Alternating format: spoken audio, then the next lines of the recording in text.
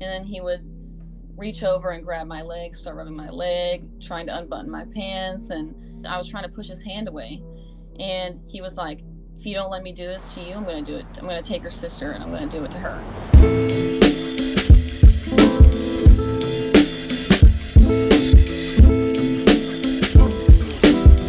Welcome back to Other People's Lives. I'm Joe Santagato.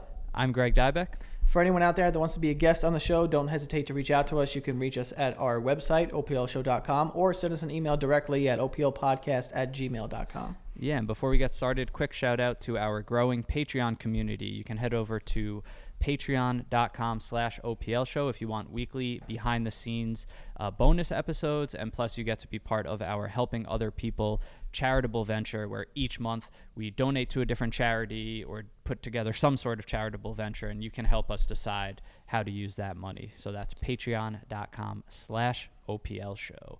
So let's get into today's conversation.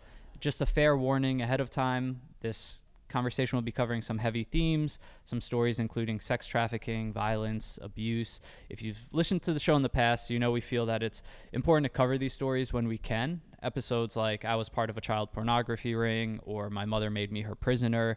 And while these are not the easiest conversations to have, we value the voices of the survivors who have lived through these traumatic and unfortunate experiences and are eager to share their stories with others, which in our opinion can really only help. So with that said, we're speaking to a woman who was forced into sex slavery at the age of 6, and we're going to go over how this story actually ties back to her own family members, how she attempted to escape her situation, and how it plays a role in her life today as a survivor of these circumstances. And we have the guests on the show, and seriously, thank you so much for being on. I know this can't be easy to speak about. Of course. Well, thank you. I appreciate y'all bringing me on. Yeah, it's definitely a touchy topic, but I think that overall you learn and you grow from your experiences, and you can help others through theirs that they might have gone through.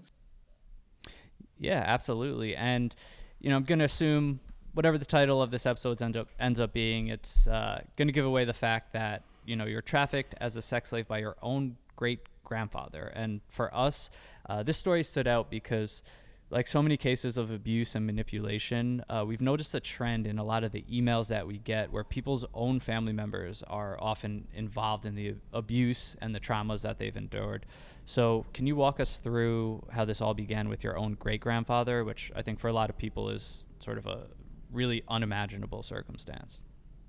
Yes, it is very strange. It's a very common trend for people to be abused or be involved with stuff like this through their family, because you're close to them, you've already established that trust, and children are the easiest to manipulate. So for me, we would always go visit my great grandparents. They lived in the country, on a farm, tractors, bales of hay, all of that. And we would go probably twice a month. And I guess it started when I was really young, and my really, really young memories are really repressed. I think I mentioned that in the email that I sent. I still have some memories that are repressed from that, but I would say that it started, he would take me on these, I guess, tractor rides, and we would go down the field, go fishing, as he would say, and it kind of started just as him like touching me everywhere, being like, you're turning into a woman. Remember, I was 6 at the time, so it's kind of crazy thinking that he was saying that to a 6-year-old, knowing that he was in his 70s at the time. But yeah, so he would take me, we would go feed the animals or go just on doing chores around the farm, I guess. And it was just him for a few years. And as time went on, he would just, they had this barn on the property, and he would take me to the barn, and he would just say that we were going to do some chores. Like, I need you to, here's a shovel, can you do this? And then there would be other people that would show up. And I would ask, why are these men here? And he would say, don't worry about it. And he would say, here's some candy. And I was like, that doesn't look like candy. And it was drugs. I have absolutely no idea what kind of drugs those were. Still to this day, I can kind of guess and imagine. I was also injected with different types of drugs as well. I remember them injecting it and then just kind of blacking out. Um, yeah, that, I would say that the worst point of that would have to be when I saw another girl that was brought into the barn, and I was on drugs when I saw the girl when they brought her in, and I I couldn't believe that there was somebody else. I didn't recognize her. I didn't know who she was, and another man entered the room. My great grandfather wasn't even there. I was just tied up in the corner, and I watched what he was doing. And he was walking up to the woman I saw, or the girl. She was young. She was probably about 8 years old, and I was 10 years old at the time. And he walked up to her. He was undressing. He dropped his clothes, and there was a knife there. And so I took that knife, and when he was distracted, and I went up to him and I just started stabbing. Don't really remember a lot about that. I just remember that me and the girl got out. She ran back home because apparently she lived close. And I would say that was a turning point for me because I realized, this is affecting somebody else and not just me. And I think I grasped the reality of the situation. It wasn't until that that I realized that I could potentially get out of the situation, but I was still involved in it for a few years after that. And when he threatened my siblings, because I had two younger sisters, and he said that he was going to do the same to them if I spoke up about it. And when he did that, I I immediately went to my family and I told them partly what had happened. Just whatever came out is what I told them, and it actually turns out that he did molest one of my younger sisters, but she doesn't remember it at all. She said that she knows that it happened, but she blocked out all the memories. But that's basically the the gist of it. Wow. I mean, first I just want to say thank you so much for like talking about this. Like, I can only imagine, how hard it is to speak about this. But, a question that I had early on in the story was, when these things are happening to you, I mean, you're at such a young age, you don't really understand, what's going on.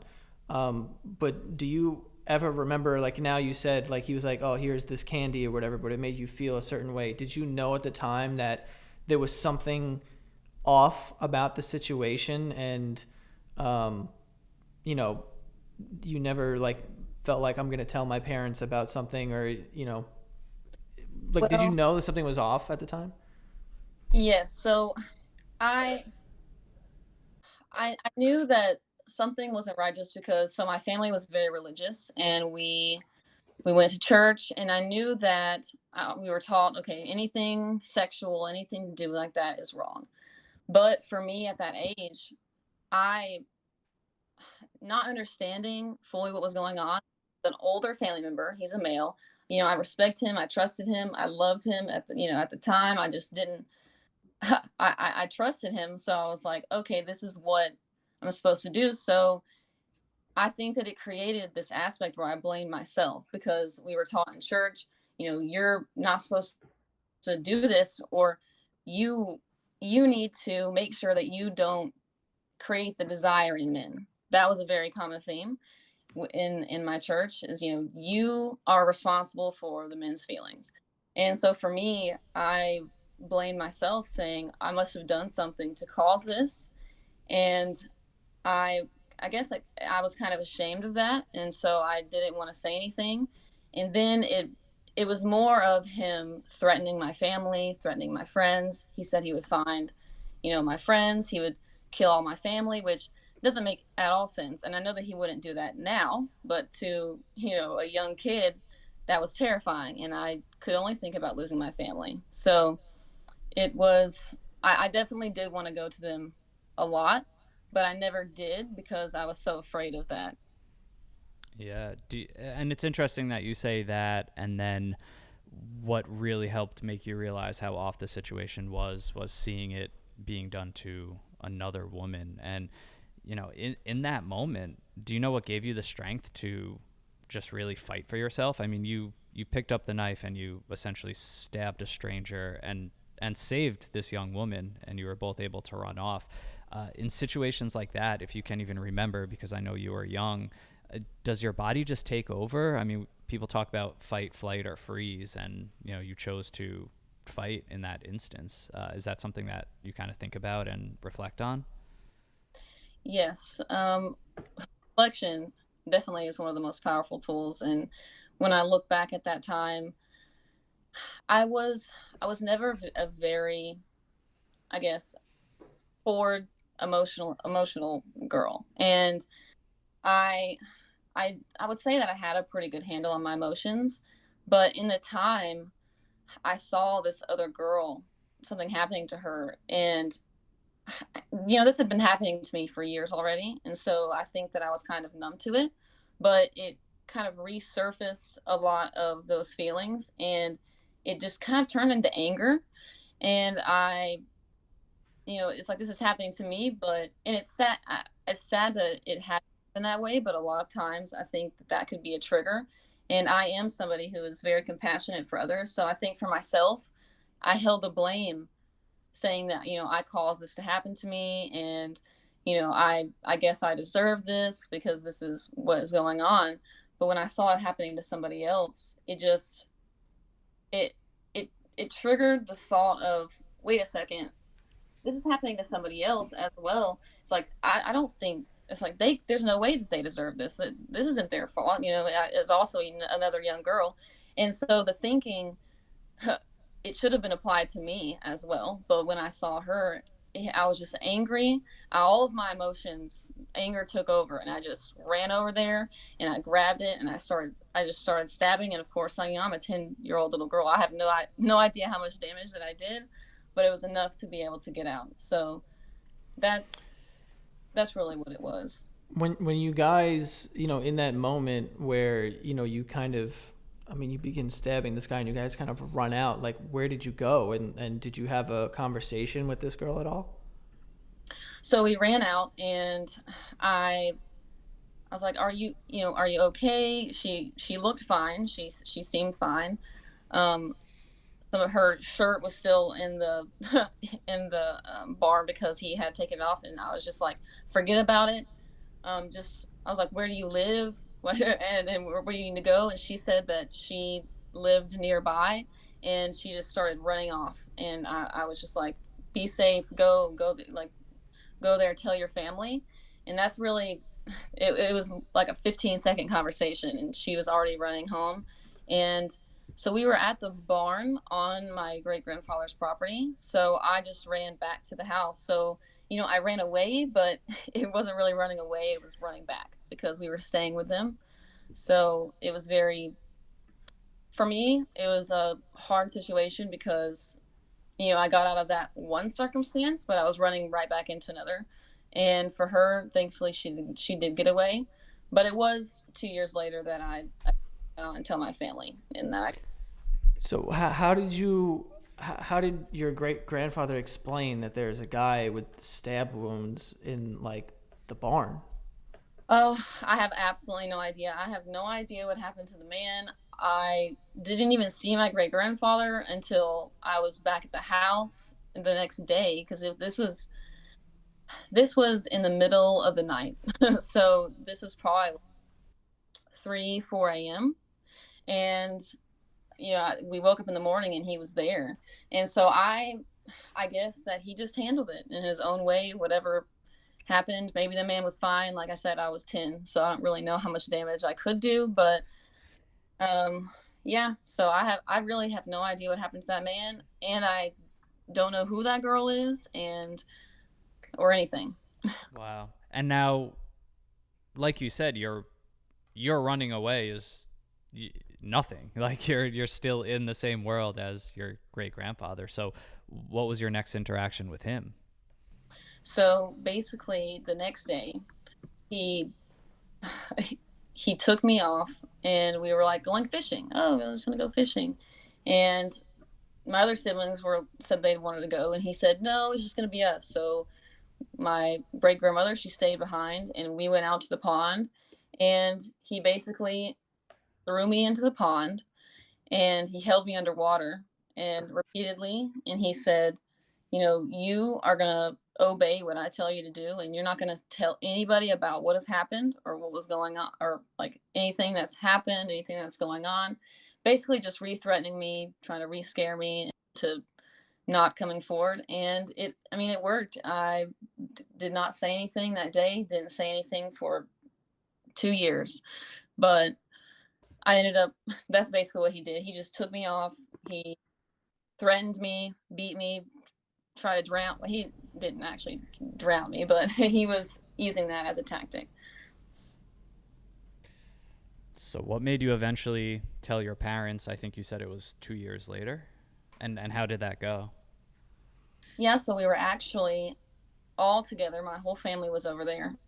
And we were sitting, me and him were sitting on the couch. And he had, like, he would do this often. And this is in the room with everybody, all of my family. And he would grab a blanket and he would put it over us. And then he would reach over and grab my leg, start rubbing my leg, trying to unbutton my pants, and in the room with everybody. And I was trying to push his hand away, and he was like, "If you don't let me do this to you, I'm going to do it. I'm going to take your sister and I'm going to do it to her."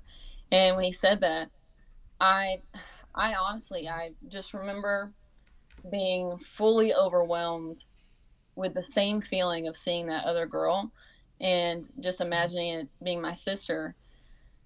And it caused so much anger that I just got up and I threw the blanket down and I ran into the kitchen, and I told my parents right there with him in the next room. And I actually told my mom and my grandmother, who that was her dad. So I know that that was really hard for her to hear. But I told them what he was doing just then, and I told them that he had been doing it for a while, and they took me away from him, and that was that was that. But we actually still spent the rest of the day there. I was just kept away from him, and they we just went home after that, and they said that, do you it's like, we're gonna take you to somebody, and will you be willing to talk to them? And I said, okay. And a few weeks later, I was taken to, I guess it was a counselor or a therapist, and I sat down and she asked me a few questions. I answered them and I never went back. They only took me one time, and that was it. So that, that was all. So there was never any sort of like repercussions for him? No, that that was another part of the story that I know it's hard for some people to digest, but especially when it comes to family. I was expecting, they told me that when we got home, they told me that they were going to send the police up there to speak with him. And so up until a little while ago, I genuinely believed that happened, and it wasn't until I had an honest conversation with a different grandparent. She said, "Yeah, that never happened. They never the police never went and talked to him. They never told anybody else. It stayed between them, and that was it." And that was really heartbreaking to hear because, you know, not only did he not suffer any kind of charges, but he was never even spoken to about, like, with anybody. And um yeah, that was really hard. I think I said in my email, basically, we still went to all family events. We still saw him all the time. We would walk into the house, and I would just walk straight to the back and refuse to look at him, refuse to hug him or kiss him on the cheek, which is what we would usually always do. And they told me that they got mad at me and said that I still had to do that because they said that they just didn't want to cause any problems in the family. And yeah. That's so unreal. And I was hoping that wasn't going to be the case. And we've heard it in similar stories too, where there is no justice, for the person who committed these acts. And when the family is just so hesitant to reach out to authorities or do anything. And in your situation, as you're getting older throughout this, did you ever blame or resent your parents, and do you still have a relationship with them? Yes, I still have a relationship with them. I honestly, there's two ways that I imagine was going on in their head, and one is that they think that it was exaggerated and that none of it really ever happened. And if that's the case, honestly, I feel like that's the best case because at least they don't believe that it happened. And that's why they didn't go forward. But the other case, which is what I believe is the truth, is that they just genuinely didn't want to cause problems in the family and that they were so obsessed with the like just the appearance and the like what it could do and what it would make them look like or what it would make their family look like, I guess, that they just didn't want to come forward. And I did hold resentment for a while secretly, never like confronted them. At least I did. I had a few conversations when they were still forcing me to hug him and kiss him on the cheek.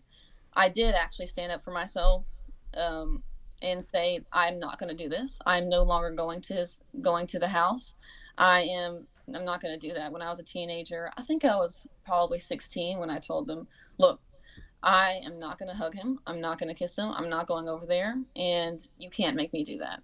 And they just didn't say anything after that. But I I've let it go. I think I've let it go at this point in my life because as weird as it sounds, for their peace of mind, I just don't think that it would do anything anymore. If I told them everything that happened and I told them, you know, all of that, it would crush them.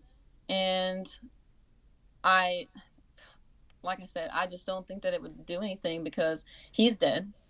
There's there's no going back. I've grown from it. I've learned from it, and maybe eventually one day I will have a conversation with them about why they chose to act and do the things that they did. But at this point, I just don't think it's going to benefit anybody. So you've kind of just let this go as far as like explaining to your parents like exactly what had happened to you. Like even to this day, it's you don't hold any sort of resentment to your parents, and you don't feel like, I mean, I'm just kind of reiterating what you just said, but you're just like, I'm just not going to talk about it because, you know, whatever. Does a part of you feel like you don't even want to know if they believed you or not? I when I was younger, I think that yes, maybe I was in more of a denial phase of I just don't want to know anything. Oh, I don't want to hear their excuses. I don't want to hear any of that. But at at this point, I like I said, I just let it go, not for them, not for him, not for anybody else, but for myself. Because if I harbor any sort of resentment towards them or towards my other family for not doing anything, then it's I think it's like I said before, it's not benefiting anything. And I would like to know. I would like to know why they didn't do anything. But I don't know if y'all understand this, but as you get older and you start connecting more with your parents, it kind of turns more into a friendship than, them being a parental figure. And I just feel like there's needs to be more time for them to actually be open and honest about what's going on. Because at this point, I feel like if I brought this up, there would just be more and more excuses. And I just don't feel like right now is a time where they're open enough to speak about that. So I have all the patience in the world, and I will probably bring it up to them in a few years because I am curious and I do want to know, why didn't you call the police and make charges? And Mm-hmm. when I think about it and when I'm discussing it, because my siblings know, we do get angry and we do let it out, but it's more of like a therapy session, I guess, for us to vent and talk about it, and it's not a continual anger or resentment that I hold against them. It's just in the moment when I'm thinking about it or speaking about it. But like I said, I just don't feel like they're open enough to be honest about what really went down. If Yeah. if they turned around and like eventually we get to that point, you ask them and they are honest and they say, well, yeah, we believed you, or we knew about it but we didn't, or not that we knew about it but like we believed your story but we just didn't want to ruffle any feathers, like would that change your relationship with your parents after hearing that? Um, no, because I, to be honest, I already believe that that's the case. When I was saying, I think there's two ways that it, or I guess there's two possibilities. And I really do believe that they believe that it happened, at least to a point. And they just genuinely didn't want to ruffle feathers because they said that. They told me that. They said that they didn't want to break up or cause problems within the family, and that it it's very much always been about appearances and how everything looks on the outside to Yeah. family. And I find that to be very common in very religious families because, whatever could be happening at home, but and it looks picture perfect on the outside, but, within the home there could be anything going on. So it's yeah, that's really.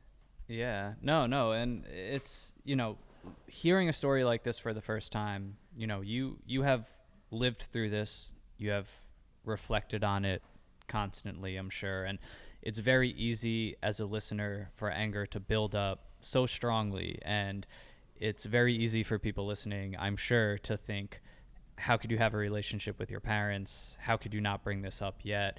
But there can be no judgment about your decision, I believe, because you have lived through this and I'm assuming your focus is yourself and your feelings and moving on.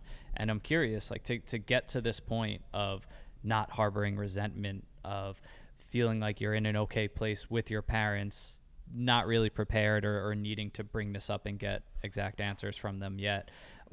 What was that process like for you to get to that point? What kind of work did you have to, I guess, do on yourself to get there?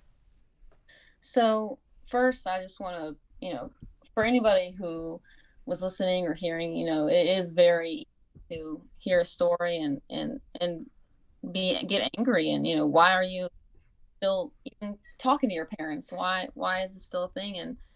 And don't get me wrong, I have, it's not that I haven't had conversations about it at all, but it's just conversations that were dead ends and it went nowhere, and it just wasn't doing any good, and it was doing very bad for me, and it was just making the whole situation worse. So I think for me, I just cut off everybody else involved in the situation and I looked inward. I when I moved away, I just wasn't as close with my family. The process for me of getting better really started after I told them, and I was still at home. I was 12 when I told them. So honestly, I would say by the time that I left for college, I was pretty okay. And that's a crazy thing to say, but I have always been a very self-aware um, child at all stages of my self. I think that that comes from the experiences that I had at a young age and having to learn how to grow up very fast. And even though I never came out and spoke to anybody about it, I did ask certain questions to people and do my own research trying to figure out what was going on in my own head and how I needed to make sure that this wasn't going to negatively affect me or have a hold on me for the rest of my life, because I feel like there are two ways that you can live your life. You can live it out of fear or you can live it out of love. And fear is very conditional because when you act from fear, you're confused about your path in life and where you want to go, and your ego is so loud and noisy and telling you, how did you let this happen? You're an idiot. You like you should have come forward before. But when you just push your ego out of the way and you act out of love, and you basically, that's what I did. I embraced love and I said, I'm going to live a life that is about love, loving myself, and I'm going to learn properly. And when you love, you feel aligned, and it's just your ego is just not as present in your mind, and you'll see more abundance. And I feel that with awareness comes power. And so I started a very large, when I had the, I guess, the platform, when I graduated and left for college, I became really involved in a lot of organizations, programs that raised money, brought awareness to sex trafficking, to abuse, to molestation, all of the above. And I think that that was also very healing for me because I could help others. And I realized that although I had been through something so terrible, the I could just let it destroy me and bring me down into a dark place. And I know that I don't want to say go, oh, woe is me, all this happened to me, because I do understand that it is very hurtful and harmful. And if somebody did take the destructive path, I'm not blaming them because it's very easy to go that way. But I decided, I'm going to use this in a way to build myself up to be a stronger person than ever, and also help others through their own situation, because now that I've experienced this myself, I can see the triggers, I can see the warning signs in other people, and I can try to help others and bring them out of it, or help them through their healing process afterwards. So I think that, and you were asking about the process, I think a very good aspect is that I did grow up in church, although with all the negatives that come along with that, I think a positive is the spiritual aspect, and that I was very aware. And so I found a lot of peace through being able, I guess, to reach out to others, but to use what happened to me as a superpower, you could say, because it gives you the understanding of what others could go through, or what they might have gone through or still going through, and the strength to be able to pull them through, or at least attempt to. So I think that that's where a lot of my, even though I said that when I left, but before I even left for college, I had gone through a lot of healing and I was okay at that point. The majority of healing did take place after I left, because I did situation and I was no longer in this atmosphere, and I was starting to become more of my own person, and allowing all of my past experiences to change me for the better, but not to bring me down. And I just I find it very important to tell people that, if you don't stand for something, you're going to fall for everything. And what you've gone through in your past isn't something that dictates your future. You're learning, you're growing, and I'm not going to live in my past experiences, because that's nothing but harmful. And that's kind of the process, I guess, that I went through. I think it takes like the amount of strength in what everything you're saying is like astounding to me. And even in your email, you wrote something that I just wanted to read. It says, "It is so important to me that people realize that even if the people around them do not support or believe them, that their experiences and feelings about those experiences are valid." And I think it's just amazing that even though this very traumatic thing happened to you, and this will, I'm assuming, take maybe the rest of your life to get to a place of, complete, forgiveness, or, whatever, comes from this. But you're using it, like you said, as like a superpower and in a way to help other people. And just being able to come on this show would be enough for me to be like, wow, like this takes an incredibly strong person to just speak about these things. But you're even taking it, speaking about it, and putting it into action and trying to help other people. So I just wanted to say, like, I think you are incredible for all of that, because there are a lot of people that don't even, that don't have traumatic things happen to them, that don't go out of their way to help people or try to do anything positive. And for you to, experience something like this and, sort of like take yourself out of it and say, how can I use this for good? It's just incredible to me. Well, thank you so much. I appreciate your kind words. I just I feel like it's a waste, and it doesn't make sense not to do anything about it, because not only am I helping others, but I'm helping myself through that. And you know, through seeing others improve, and seeing what I can do to stop this happening from other people. Even though, and I will, just a side note, even though I did not, nothing happened.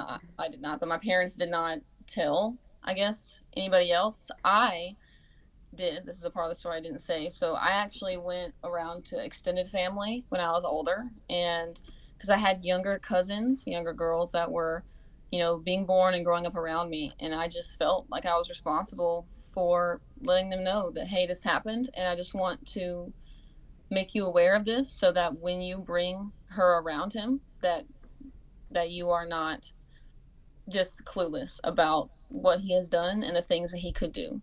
And I got a lot of resentment from that, and a lot of people didn't believe me, but I felt that that was necessary to do. And, you know, the strength, you were talking about the strength to do this. You know, I find that this is one of the reasons that I wanted to go into counseling. So I'm currently in my master's program to be a licensed therapist. And I decided to do this because I feel that my purpose in life is to be a mirror for other people, to reflect the things that they can use to grow from. I want to assist others in, I guess, ascending, obtaining a understanding, or a higher understanding of the universe, of themselves, of their higher consciousness, of everything that has to understand the experiences in their life. And I want to utilize what I've gone through to help others. And also, I think another important point that I should say in my recovery is that I, I did the work on myself, but I also, reached out to others. And when I was older, when I was younger, I did not. I think that although it would have been smart to others, I didn't feel like I could. So I think that that kind of caused me to be even stronger, because I had to figure all of it out on my own. And the healing process, although it took a long time, I I, I think the most important aspect of my healing was noticing the thoughts that I was having. I noticed my own triggers, what triggered my anxiety, my anger, my unhappiness, anything that kind of kept my mind just trapped in like a negative loop of what had gone on, or maybe blaming myself, or being mad at my parents, anything like that. I just noticed what was going on. That ties into the awareness, because if we allow our, like, because a lot of thoughts are unconscious, they just run through your mind, and you have no control over them. They come up, and you're like, oh no, I don't want to be thinking this. Well, it it can become an addiction to kind of focus on those thoughts, and to just constantly be pulling yourself deeper and deeper into a hole. And I think that that can lead to a lot of suffering, and I definitely went through that. But I think that that is really what brought me out, is just stopping, noticing my thoughts, noticing my triggers, recognizing those, and being able to adapt. Mm. And adapt from that. I would take those thoughts, and I would turn them into maybe a very simple new thought, observation. Every time I would go into a certain place, I would maybe bring up something else. I would say, okay, I'm blaming myself. Maybe I'm in a cycle of blaming myself, and I'm in this negative loop of saying, why did I allow this to happen to me? Why did I, do this? And instead of doing that, I would refocus myself, saying, you were young, you didn't understand, but because you went through this, now you can help others. And that's kind of just, you're changing the cycle of suffering. You're adopting a new thought and replacing that thought. And by becoming the silent observer of your thoughts, you can understand how, thinking of the word, unsubstantial your thoughts are, and you can release the power that they have over you.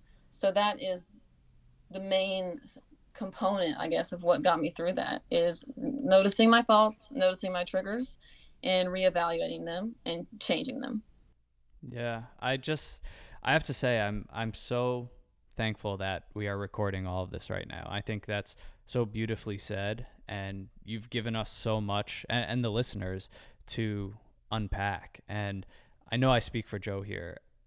When you become a licensed counselor, I mean, there's just no doubt that you will be changing a lot of lives, and have so much to offer, just pulling from your own story, your own healing process, and just everything that you're clearly learning, on top of your ability to express it. And it's just, I don't know, I just feel like you're a gem to the world. Like, I don't know how else to say it. And, we're just, I'm just really thankful, like I said, to be getting all of this. And it's just, I already am just imagining myself listening back to this to literally take notes of everything that you've just said for like the past 20 minutes. And it's so important. And this is just embodying, what we want the show to be about, among so many other things. But, for stories like this, and for survivors like yourself, it's just beautiful. And we really can't thank you enough. I receive all of that. Thank you so much. And you know, realizing how important y'all's side of this is too, of getting this out to everybody, and you making it known, like you read what I said before about validating people's experiences. And regardless of how many people are around you that say, oh, that didn't happen, or even if it did happen, suck it up and get over it. Your experiences and those feelings about those experiences are valid regardless of what anybody else says. And if those people around you are bringing you down, let them go. So Yeah, well, seriously, thank you so much. And just like what Greg was saying, like we feel like it is important to spotlight, these sort of stories, so that people who kind of go through the same things, or maybe don't have a lot of understanding about, people who deal with traumatic things, they have a better understanding. But also, I think, when we have episodes like this and we're talking to people like you, it's like also to spotlight people like you in the world, like that people like you exist, because it's not normal. It is very rare that someone can do exactly what you're doing, and taking a traumatic event and turning into like something good, dedicating the rest of your life to that, is like, it's incredible. So I mean, I feel honored to be even talking to you, and we thank you so much for coming on the show and sharing all of that. oh well, I received that all, and thank you so much. I appreciate y'all being open to hearing it. I know that it is traumatic for some people to hear, but I thank you for all of your kind words. No, of course. Thank you. And, good luck with everything as you pursue this journey. And if you're open to it, if anyone reaches out through us after hearing this episode that maybe wants to get in touch with you, we can talk after. But if that's something you're open to, happy to, send people along. But again, thank you so much for your time. Thank you so much for sharing all of that with us. Of course. And yes, of course, I'm open to anybody that, wanted to reach out. If they had any questions at all, I'm very willing to answer them or help any way that I can. Awesome. Well, thank you so much, and enjoy the rest of your day. Thank you. Y'all as well.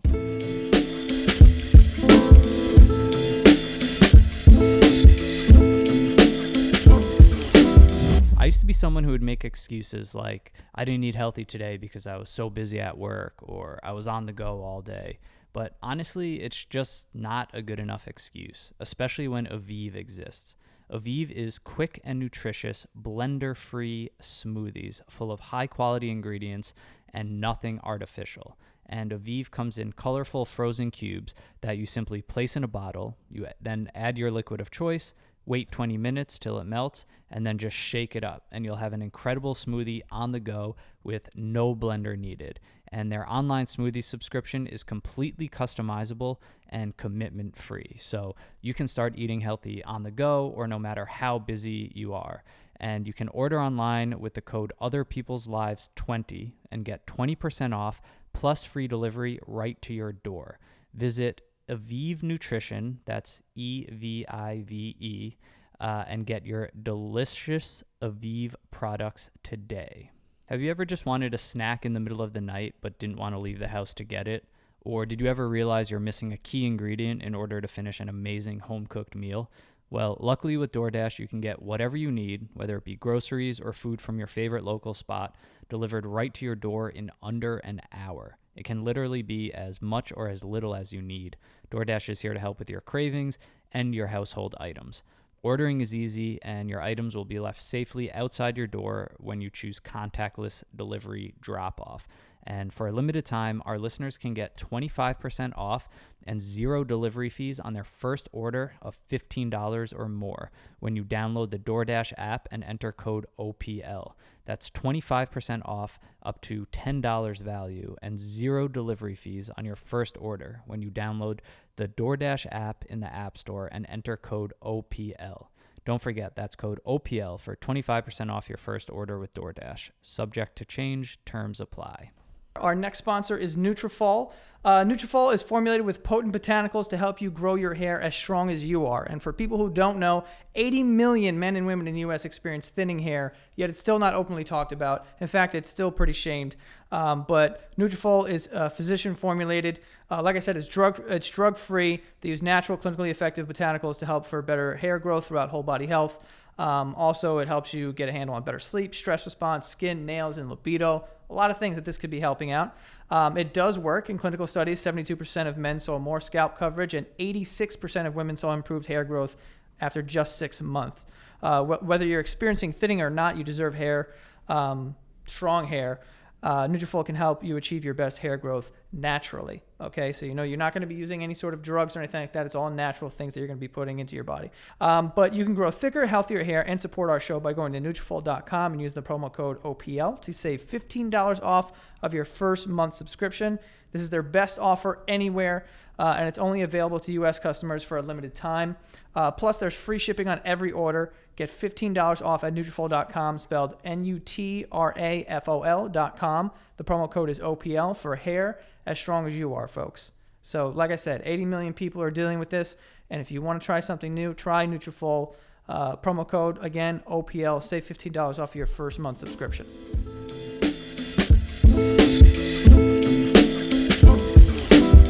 I feel emotionally and almost physically exhausted after that. Like I like I was saying,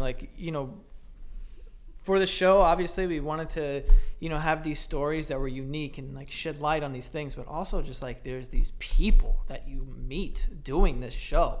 It's such a pleasure I could speak for the both of us to be able to even talk to these people. It's astounding. It just got even more incredible as the conversation kind of unfolded, and to take something like that and then turn it into a career is it's who is takes, you know what I'm saying, who is this woman? Exactly, it takes strength enough to even relive a story like that, and just being able to share that story will help so many people realize that they're not alone in the abuse, the trauma, whatever it is that they're experiencing. But like you said, then someone like her who's just been able to process this so well, turn it into her career to help others, her superpower, like she said. It's just beautiful, and we're lucky. And this in particular, I just think, like I said in the beginning, and we've said this on the show before, we see these really disturbing trends in emails sometimes. And one of them is abuse suffered at the hands of family members, whether it be rape, sexual abuse, just domestic violence, anything from brothers, mothers, dads, whatever it may be. And it's just hard to imagine like a deeper hole. Like when your idea of a family is supposed to be the protectors, the loved ones, imagine, there's people who don't have that, first of all. And then there's people who have that, but what is supposed to be your protector is your abuser. It's just so dark. Like it's got to be one of the kind of loneliest feelings. And then for her to, like she said, like the piece of the email you pulled out where, now you're surrounded by people who aren't supporting you and believing you. And it's just so important, I think, to hear from someone like her that went through such a dark period like that.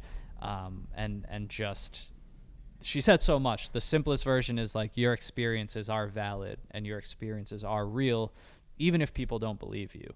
And then beyond that, just her process, it's just amazing. I think she said, if you can be the silent observer of your thoughts, just how that can kind of change everything. That type of reflection, to step out of yourself and kind of look back at the inside, and her ability to do that throughout the years and still do it to help others is just incredible.